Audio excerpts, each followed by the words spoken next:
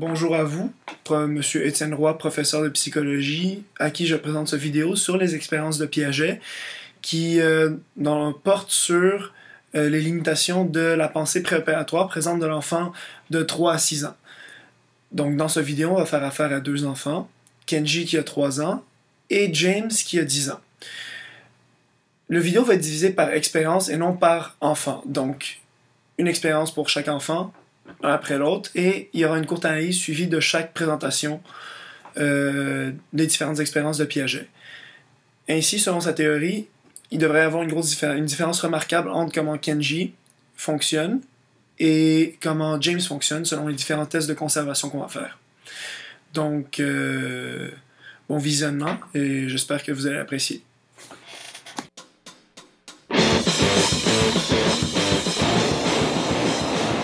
Hello, Kenji. Hi. So, here you see, there's two fields. And they have houses, and it's the same thing, right? Hello Kitty has the same space to play. Is it the same with this one? Yes? Okay. So now I'm going to ask you one thing. What you do is, you take all the blocks here, and you put them one next to each other, okay? Yes, like this. Yeah, put it like this, like this. All of them, in line.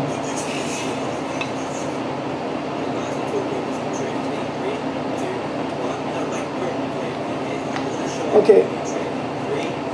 Now, on which field do you think Hello Kitty has more space to play? In the same. It's the same? What did you say? The same. It's the same. Which one is the same? Both are the same? This one isn't bigger than this one, or this one isn't bigger than this one? Oh, I think he understood. So even if the house is here, Hello Kitty has the same space in both, right? That's what you said? Yes? Okay. Nice. J'ai compris. Okay. So let's try something else. Replace these houses like they were before. Like this. Like this. Put these houses like this.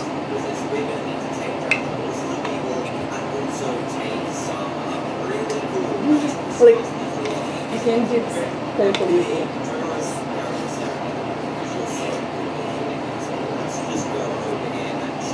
Is it the same now? Yes. Ok, donc, là on est avec James. Salut James. Allô? Ça va, Je te regarde. non, maintenant, elle n'existe plus. Donc, là tu vois, il y a des blocs qui vont être placés, 6 blocs. On va les placer sur la feuille ici. De la même façon sur les deux feuilles, ok? Donc, tu comprends que ça ne change pas, c'est la même chose. Oui. Et là, il y a un bonhomme ici qui peut se promener entre les différentes maisons que les blocs forment, ok? Ouais. Maintenant, ce que tu vas faire, tu vas placer ces 6 blocs-là en ligne, ok? D'accord, en ligne droite. En ligne droite. D'accord. Ouais, une à côté de l'autre, comme ça. Ah, d'accord. Comme ça. Ah, d'accord. Puis c'est placé.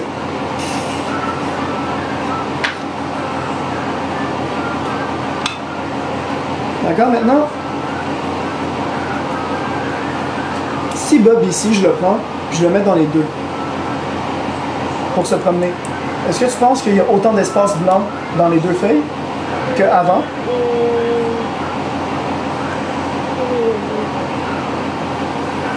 C'est égal. C'est égal? Ouais. Pourquoi c'est égal? Parce que c'est la même quantité de maisons, d'abord ça change pas. Parce que même si c'est des espaces, ça change pas parce que c'est en ligne droite. Ah ben c'est ça, c'est parfait. Hey, merci James. J'ai pas fait. L'irréversibilité. Ok, donc est-ce que tu veux essayer dans le sens? Regarde, disons que tu as compris ce sens-là. Maintenant, si on les replace comme ça, mettons qu'on les replace, placez comme tu veux les maisons.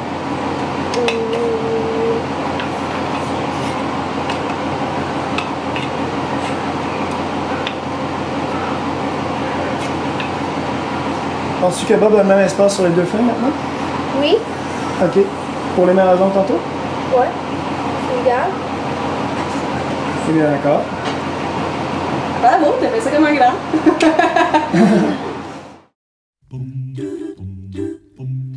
Donc, comme on a pu voir dans les 2 extraits précédents, pour les expériences de Kenji et de James, les limites de la pensée préopératoire sont assez présentes. Dans le sens que, même si Kenji a pu très facilement dire directement que c'était la même chose pour les deux, que l'air du terrain ne changeait pas, même si on déplaçait les différents blocs, bien sûr, la réversibilité, il y a eu beaucoup de difficultés à la faire dans le sens qu'on a dû la faire pour lui, puisqu'il semblait pas comprendre les consignes, mais aussi il semblait pas comprendre que, mais ensuite, en dehors de la caméra, que même si on déplaçait les blocs d'une différente manière au départ, c'était la même chose. Il a pris les 2 cas comme des cas séparés, donc le fait que les blocs étaient enlignés versus les blocs étaient séparés, il a réalisé que c'était la même chose, mais en les replaçant, il a pas tout à fait réalisé en quoi c'était la même chose. Aussi, même s'il a compris que c'était la même ère, lui-même ne pouvait pas expliquer pourquoi.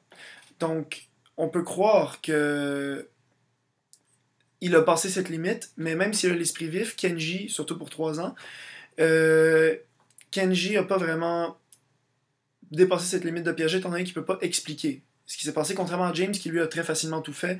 Il a remplacé les blocs n'importe comment après en sachant très bien que ça ne changerait pas parce que l'air est la même, le nombre de blocs est le même, donc rien ne changeait.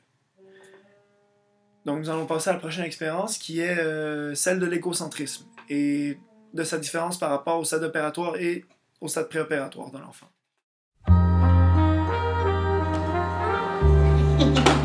Okay, so you see there's 4 rooms. 1, 2, 3, 4. So there's Bob here in this room.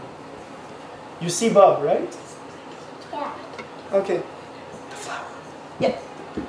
And there's the flower in this room. Do you think Bob can see the flower? No. No? No? Okay. And do you think here he can see the flower? No. Here can he see the flower? No. Here can he see the flower? Yeah. Okay. And now can he see the flower? No. So Kenji, tell me, where does Bob need to be to see the flower? Right there. Put Bob where he needs to be. Take Bob. Take Bob and... So you think this is only here he can see the flower? Yeah. Yes, like this? Perfect. Nice job. Ok. Donc, laquelle de ces 4 photos, c'est celle que tu vois?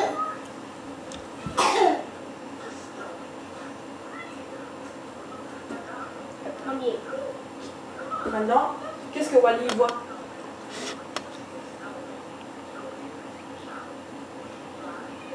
Lui, celui-là. Celui-là? Here. Ok, c'est tout.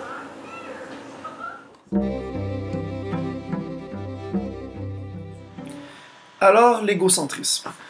Avant de passer à tout type d'analyse, c'est important de spécifier qu'on a filmé la partie de James avant la partie de Kenji. Ce qui fait en sorte que, rendu à Kenji, on a dû changer l'expérience parce qu'on a tenté, même en tentant de lui expliquer en passant beaucoup de temps à lui montrer comment fonctionnait l'expérience et qu'est-ce qu'il devait faire, donc montrer les photos et se mettre à la place de la figurine. Il y avait énormément de difficultés, c'était impossible de lui expliquer... Quoi que ce soit, on a peut-être passé 20 minutes à lui expliquer différents exercices. On a essayé un deuxième exercice dans lequel Maud et moi on s'est initiés, que je lui montrais des photos, un peu comme la première, mais on avait placé différents jouets un derrière l'autre, et il devait voir le point de vue de Maud selon les photos qu'on lui montrait. On se disait que justement peut-être c'était le jouet, le stationnement, le gros stationnement jouet, c'était peut-être une structure trop compliquée pour que Kenji visualise bien, surtout du fait qu'il est très jeune, même pour le stade préparatoire. Je veux dire, il vient d'avoir 3 ans. Donc, on s'est dit, on va prendre quelque chose de plus simple. Même dans ce sens-là, ça n'a pas marché. Donc, on a décidé de prendre un autre exercice de l'égocentrisme qui lui a marché finalement, celui des 4 chambres. Dans ce cas-là, Kenji a honnêtement réussi le test dans le sens qu'il s'est très facilement mis à la place de la figurine qu'on a personnifiée en tant que Bob. Il s'est très facilement placé à sa place parce que même quand on lui a demandé à lui de placer la figurine de sorte qu'elle voit la fleur, il a même tourné pour que ses yeux soient axés vers la fleur. Ce qui fait en sorte que oui, il peut se personnifier à la place d'une certaine figurine, mais je pense que il n'a pas complètement développé cette pensée parce que les photos, il comprenait pas bien l'exercice, aussi il peut pas expliquer nécessairement pourquoi. Et de plus, il peut pas encore se mettre des photos en tête, j'ai l'impression. Peut-être que si on avait pris une structure plus simple, ça aurait marché, mais ça, on n'est pas encore sûr. Bien sûr, James l'a très facilement fait, c'est passé très vite l'exercice, comme vous avez pu voir dans la vidéo, on l'a fait. C'est passé très rapidement, il a pu l'expliquer. Donc, on peut voir à travers tout ça que oui, Kenji, même s'il a réussi le test, il y a encore cette limite de la pensée préopératoire qui veut que il peut pas entièrement se mettre à la place d'un autre, de voir tous les points de vue nécessaires, surtout que là, il voyait surtout la troisième personne avec la figurine de Bob. Donc, quand on le mettait à la première personne avec les images, peu importe comment on lui expliquait les différents tests qu'on lui a fait faire, surtout qu'on a essayé d'autres expériences avec lui, ça a malheureusement pas marché.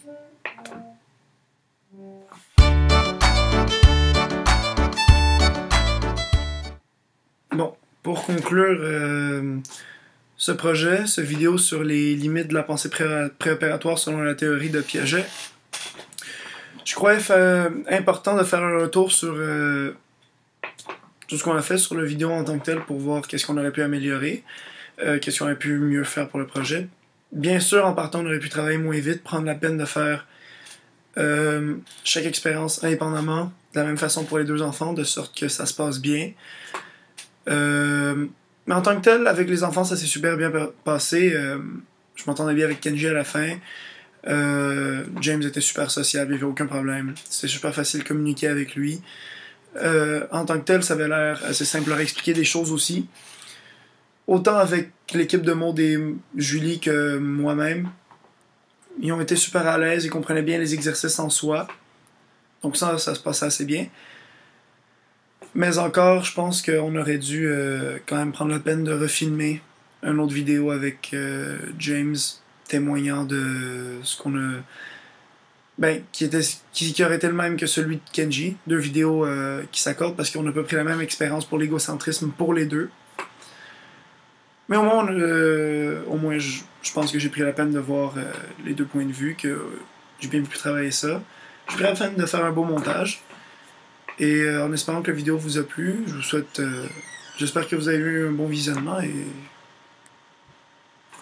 Voilà, bonne correction.